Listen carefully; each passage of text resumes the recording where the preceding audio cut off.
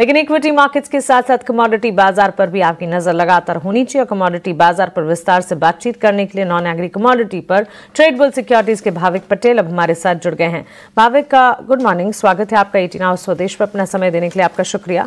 शुरुआत वैसे तो मैं बुलियन मार्केट से ही करना चाहूंगी, बिकॉज इस वक्त जिस तरह के ट्रेंड नजर आ रहे हैं, सेफ हेवन के तौर पर सोने चांदी की चाल में एक एक्शन हमने देखा था, लेकिन कॉमिक्स पर गोल्ड $3,611 और चांदी $41 के पास इस वक्त ट्रेंड करती हुई, वहीं एमसीएक्स पर सोना करीब ₹1,000 चढ़ा है। इस वक्त अगर आप देखेंगे ताजा डेटा पॉइंट्स ऑलमोस्ट 1300 पॉइंट्स की बढ़त गोल्ड में, 1500 पॉइंट्स की बढ़त सिल्वर में नजर आ रही है।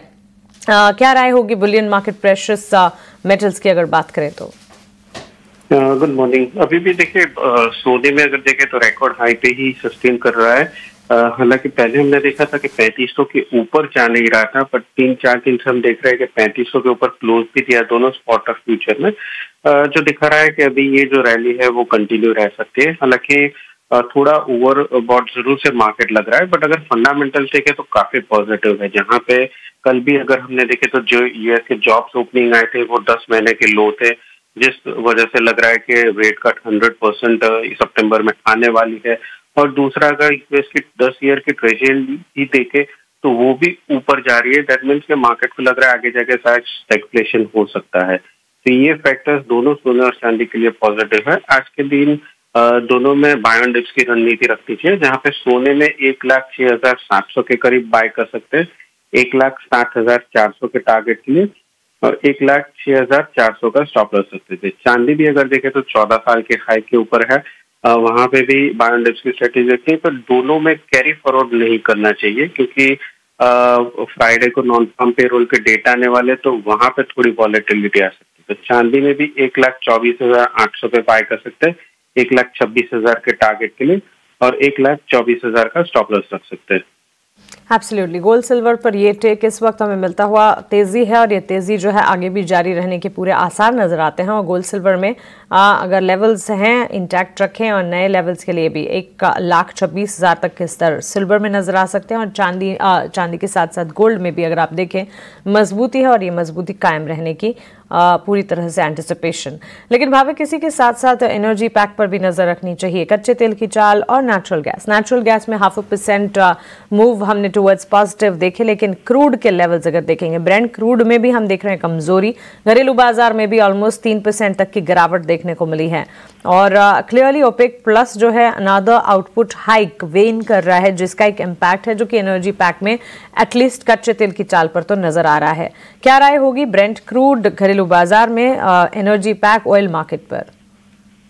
करेक्ट। देखिए एक्सपेक्टेशन थी कि जो लास्ट टाइम के प्रोडक्शन हाइक है वही रोल ओवर हो सकते हैं, बट कल जैसे आपने बताया कि ओपेक प्लस की वहां से न्यूज आ रहा है कि अपकमिंग मीटिंग ये संडे है, तो वो और प्रोडक्शन हाइक कर सकते हैं, जिसकी वजह से कल हमने काफी स्ट्रॉन्ग करेक्शन देखने को मिला। मुझे लग रहा है कि अभी भी ये दबाव जो है वो कंटिन्यू रह सकता है, क्योंकि अगर ओपेक प्लस प्रोडक्शन और बढ़ा सकता है तो आगे जाके थोड़ा ओवर सप्लाई हो सकता है मार्केट। तो कच्चे तेल में आज शॉर्ट करके चल सकते हैं, जहाँ पे 5700 के करीब शॉर्ट कर सकते हैं 5600 के टारगेट के लिए, और स्टॉप लॉस रख सकते हैं 5750 का। वहीं नेचुरल गैस में लग रहा है कि अभी थोड़ा बेस बन चुका है 235-245 पे, तो यहाँ पे बाय करके चल सकते हैं अराउंड 265-272 के टारगेट के लिए, और स्टॉप लॉस रख सकते हैं 261 का।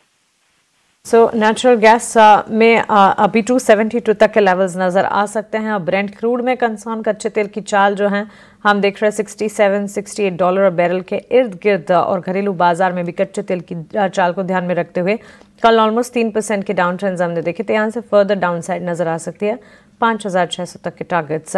क्विकली भाविक बेस मेटल्स की चाल पर भी अपनी राय दीजिएगा। बेस मेटल्स में कॉपर और एल्यूमिनियम लाल निशान के साथ ट्रेड कर रहे हैं, लेकिन निकल और जिंक में हमने थोड़ा बहुत ही सही लेकिन मोमेंटम देखा था।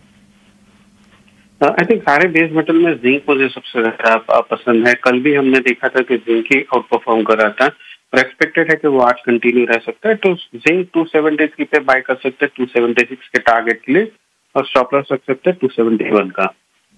ऑलराइट, तो चलिए जिंक पर एक टेक 276 तक के टारगेट्स और स्टॉप लॉस मेंटेन कीजिए 271 का। भाविक शुक्रिया आपका हमारे साथ जुड़ने के लिए, कमोडिटी बाजार से जुड़ी सारी एनालिसिस एंड स्ट्रेटजीज हमारे साथ शेयर करने के लिए। छोटे से ब्रेक के लिए रुक रहे हैं। ब्रेक